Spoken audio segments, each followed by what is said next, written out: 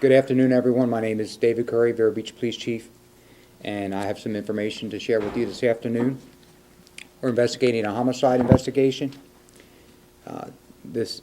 Yesterday, late in the evening at 11:38, actually 11:39, we responded to a 911 call at 1901 US 1, Sunoco gas station.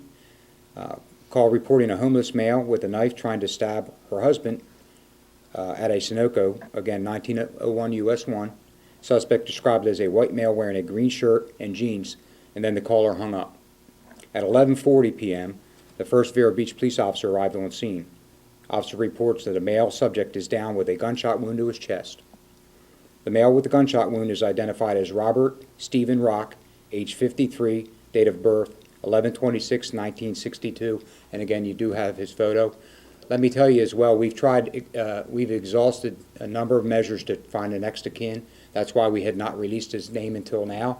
We still have not found a next of kin, but we're doing that because we did, through hospital, through DOC, through a couple of contacts with possible members of his family, we were unable to notify a next of kin. I just want to make sure that's clear and that you understand that. EMS was summoned to the scene. Vero Beach detectives and Vero Beach crime scene units responded as well. Mr. Rock was declared deceased at the Indian River Medical Center on 10/13 at 12:21 a.m. State Attorney's Office was notified. Indian River County crime scene unit was requested to respond to the scene to assist us. Shontavius Banner, age 28, of Fort Pierce, is identified as our victim. The preliminary investigation has revealed that Mr. Rock appears to be the aggressor and the suspect. According to detective interviews, Banner and his wife, Andrea Brown, they were assisting a family member with a tire repair in the south parking lot of Sunoco just prior to the incident and were planning to depart the area. Rock had been sleeping on the south side of the business, but woke up and accused Banner and his wife of stealing his property. Banner's wife told her husband to get back in the vehicle. Banner entered his vehicle and sat down in the driver's seat. However, the driver's door window was still down. Mr. Rock approached Banner's driver's door and continued to accuse him of stealing his property. Rock then grabbed Banner's left forearm with his arm. Banner then attempted to pull away from Rock. Rock then produced a small folding knife with a blade of approximately 4 inches and attempted to stab Banner through his open driver's door window. Banner was able to move his body to avoid Rock's stabbing attempt. Banner then grabbed a pistol adjacent to the driver's seat as Rock continued. Banner reported that he feared for his life. Banner stated that Rock attempted to stab him once again. Banner then fired one shot from his pistol, striking Rock in his upper torso. Rock fell backwards onto the pavement and became unresponsive. Banner voluntarily came to the Vero Beach Police Department for an interview. Detectives applied for and were granted a search warrant for Banner's vehicle, and we're still working on that, so I won't have much detail, if any, for that. Banner's vehicle was towed to a secure location where the search warrant was executed.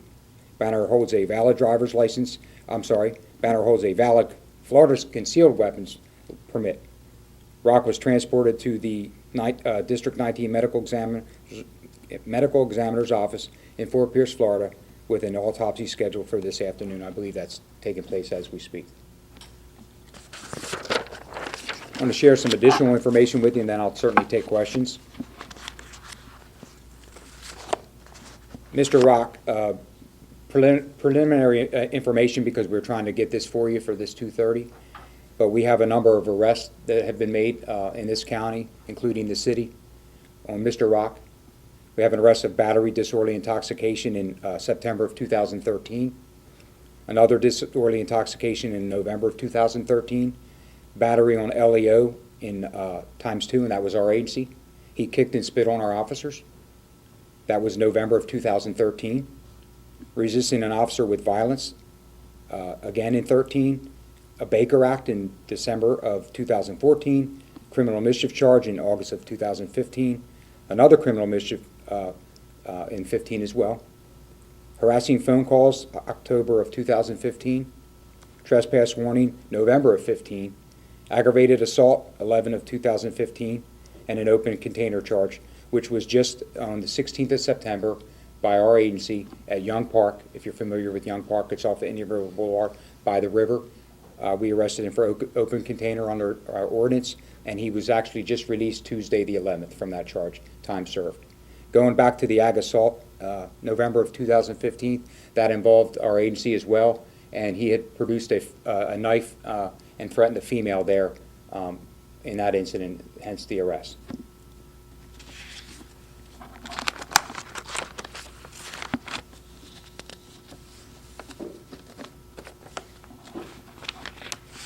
I want to share a little bit of information as well, reference to US 1 and the corridor there between 17th Street and State Road 60, about a 7-block area. For the last year, we've made 103 arrests for a variety of things. It could be a DUI, it could be traffic related, it could be from one of the businesses there.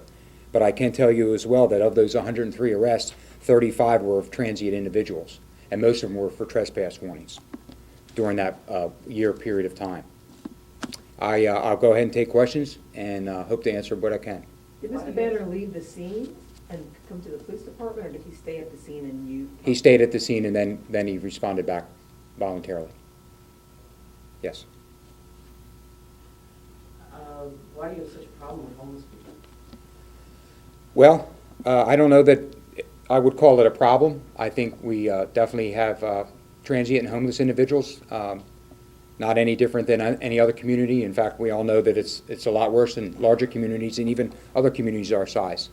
I can tell you for the last 2 years specifically, and that's why I shared some of this data on US 1, we've had a lot of cooperation between 60 and 17th with regard to the businesses as far as trespass warnings. Literally almost every business there have cooperated. They've cut their grass, they've cut back their trees, they've improved lighting. It's just been a good partnership, to be honest with you. They've all been cooperative. Most of them have trespass warnings. We've made numerous arrests as I've advised. Unfortunately, the Sunoco business was a little uncooperative at that time when we went around asking for trespass warnings. The manager-owner did not even want to do a trespass warning there, and they had individuals on the south side of that building 2 years or more ago that were just loitering, but they would from time to time go inside and spend their money. So that individual, the owner, the manager, wanted to allow that.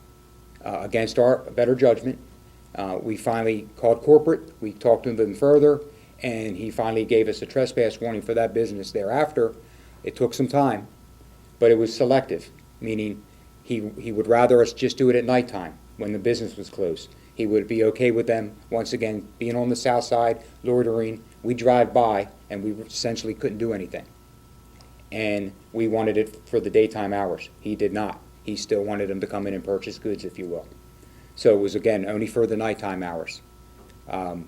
So that was a stumbling block with Sunoco. How long ago was that they agreed to have the warning up at night? Well, this was just after September of 2014, and it probably took a couple months to finally get the warning. But here's the problem too, you go by at a certain time, and as long as they're buying something, it's okay. If they're not buying something, it's not okay. He was a bit selective. We're trying to do our job and work with the businesses like we were along the whole corridor, and that again was a bit of a stumbling block because it was more of a selective. I want you to, I don't. I want you to, I don't. If I'm making business from these individuals, I don't. If it's after hours and you can do it. So a manager there told me today that they call police probably every other day on homeless people around their business. Right. Is that true, or would that be? I can check those records, but I have to beg to differ because again, it's contrary to what they want. If it's during business hours, they don't want us removing them if they're spending their money for whatever, alcohol, cigarettes, food, whatever it may be. That's my understanding as of today. At what point was Shontavious Banner legally allowed to use lethal force, in your opinion? Well, he was in his vehicle. They were trying to leave because Mr. Rock had woken up and accused them of taking their items, his items, and didn't want to leave them be, followed them back to the car. The wife said, let's get in the car and let's go. They were trying to help a family member with their tire. but they were retreating. They got in their car. Again, the window was rolled down, and Mr. Rock followed him, approached the window, and was stabbing, grabbing his arm, and then proceeded to stab inside the vehicle. At that point, absolutely, to defend himself. Were they trying to drive off? You said he followed up. Were they? They were getting into their car. He approached the vehicle, and I'm sure that was the attempt. But again, they were trying to protect themselves as well. You're sitting down, someone's reaching in with a knife. He has himself and his wife that he's concerned with. Do you know what Rock was accusing him of? Taking his stuff. He had just woken up. We're not real sure. He has some items. But he was just released from the county jail Tuesday. Do you think that the homeless out there know that this is a spot where they can go because there isn't a lot of enforcement? Very possibly, because again, it pains us in many ways when we drive by there and there's three to six of them sitting out on a chair and hanging out, and we're trying to get that job done that the community wants, that we want, the majority of the community, the majority of the business owners, and it makes it tough for it's frustrating. It's frustrating because we've literally worked with all the businesses along the way there, and it's been pretty successful to the extent of business owners and property owners that may be out of town or out of state that still had their grass cut low and got, took vehicles away that were abandoned. We really were doing and have made great progress in that area. This past June, you may know, we passed an ordinance or amended our traffic ordinance, reference pedestrian traffic. We don't violate civil rights. We're not going to do that. But we have an ordinance now that does not allow you to stand at an exit or an entry driveway into a business and essentially distract drivers and at an intersection, things like that. So we just got that passed in June after a lot of work with different business owners and our city council. So we've made strides, and we've continued to do that, and it's just not US 1. I mean, the homeless or transient individuals are all around Florida. We know that, to include Vero Beach. We've dealt with them in Pocahontas Park before. Our parks close at 10 p.m. We've literally cut off power over there because they've charged their cell phones. We've taken gazebos down because they sleep there at night. We've made it harder to sleep on benches.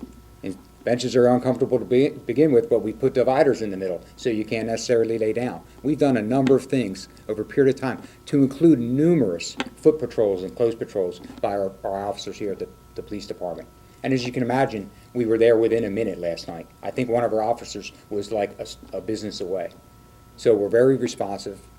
When they call, we come.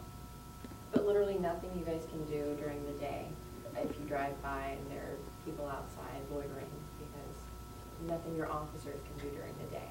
Yeah, it's difficult because, if we go over there and make an arrest, and there's history there, there's meaning, he didn't want them during the daytime if they're buying, and how credible is our arrest, in that regard. We need the help of that individual, like we have the help of the other business owners. That's what we need. We need for him to say, I want to trespass after warning for any time that I don't want someone on his property. We're the middleman there. They call us, we issue the trespass warning or make the arrest. But we need the help of the business owner. Is this not a homeless town, a friendly homeless town? This is a friendly town, period. We're friendly, our community's friendly. There's a lot of services for the homeless or transients. Absolutely, this is a friendly homeless town. Again, it's friendly to people, and that's how we conduct ourselves. They're people. And as long as they conduct themselves properly, then that's how they get treated. Absolutely. So I wouldn't specifically say it's a friendly transient or homeless town. I'd say this is a friendly town. And all people get treated the same. We understand that some people are down on their luck. We also understand that some people want to be not necessarily be helped for one way or another reason. But that doesn't mean we treat them any differently. When they do a trespass, it's a warning. So the business is saying in front of us to those people or individuals, and it doesn't have to be a transient. It could be whoever they want. Somebody comes in and shoplifts and they don't want them back. They have to give them the warning. So they do that. If they come back, they're arrested. So it's not like you're arrested right on scene necessarily. And that business didn't allow you to do that during the day hours? They didn't Correct. want you there to do any, Initially, they didn't want us to do it, period. We worked, and we tried to communicate and explain why. And the other businesses were doing the same thing, and we need your assistance. And then we finally got the half, not in the day, maybe in the evening, and that makes it difficult for us. But they're essentially just not giving those trespassing warnings to the people who are loitering around their store. Not to my knowledge. I'm not saying we don't have any, but it would be a surprise to me. Chief, is the source still functional? Yes. There's several services in our county, and I've seen over the years that, the people that are at those services, whether it's the Homeless Coalition down off of 4th Street, I know that's family-oriented. They're there because they truly want to be there and meet somebody halfway to getting back on their feet, if you will. The Camp David project, it's males. They're there because they're meeting some way halfway. These individuals have to want to meet us halfway as a community. Chief, you understand the rarity of having literally 100 yards from each other, two situations with two separate homeless people. We had the one a year ago at McDonald's, and now this one. 2 years. Was that 2 years ago? It was September of 2014. Okay. I'm getting old. So am I. So 2 years ago, we had that one, and now this one. Are people supposed to stay away from these people? I mean, how should? Well, what would you feel, honestly? You'd be apprehensive. You'd be a little leery. I know I spoke to a lady that had high school and college girls, 2 of them, after the last incident at McDonald's, and it was actually about Sunoco. And her girls were after hours, and even the Chevron at 17th and US 1, they go there to get gas in the evening, and they just see people, maybe off into the bushes or, what have you. And that bothers their young girls. And I would think it would, it's a little, uneasy. If you take your children to play at Pocahontas Park and people are there and they're staring and they're urinating and they have alcohol, what would you think? It'd be a little uneasy, and they should call us, rightfully so. So absolutely. I can't imagine their business hasn't been hurt, to be honest with you. Do you know if Mr. Rock had ever received any help, these homeless services available? I don't know. I can certainly look into that. With the time we've had between this morning, we're still working on our Hurricane Matthew efforts, if you will. So we certainly wanted to do this, but with the time we have, we haven't gotten too far in that regard.